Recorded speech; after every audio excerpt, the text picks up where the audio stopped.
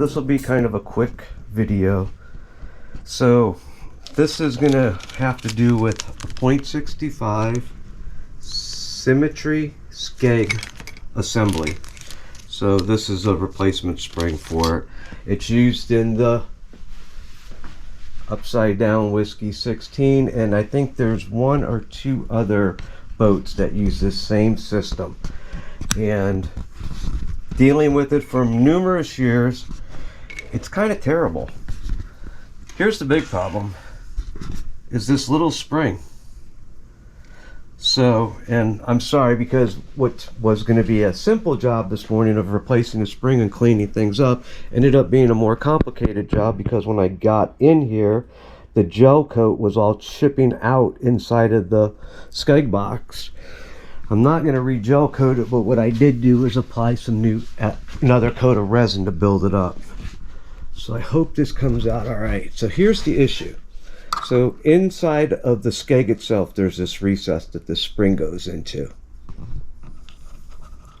like so, which is all great and simple, other than for really what it is. I think it's quite a lightweight spring, but it's also, I don't know if we'll be able to see it if I can get this here.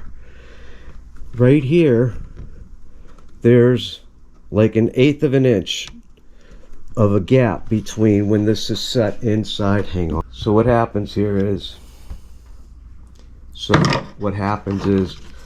is between this, you end up with this gap here that the spring works in. Well, the gap is literally big enough that when the spring is put under compression, it folds over itself and it breaks.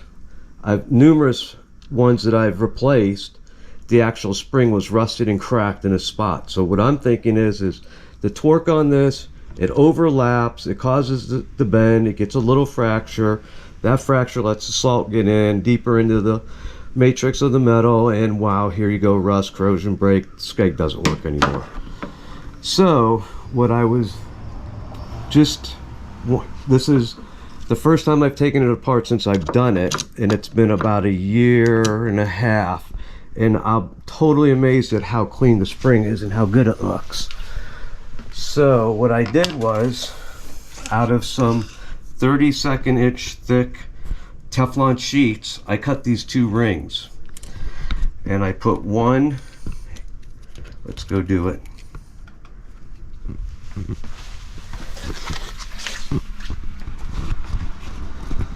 So I put one in first, then I put my spring in, and then I put the other one on.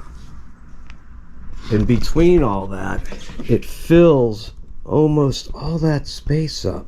So now the spring can compress, but it can't slip over itself. And in doing so, I'm thinking that makes it perform better. Plus now I have the Teflon in here that is is kind of like a lubricant without having to have something that can attract sand or whatever. And that's what I ended up doing. Whoops, I dropped that again. So a little bit of Teflon, a little bit of time cutting the disc out, and then bam, that little bit makes a huge difference in both spring life and also just the function of the skeg itself.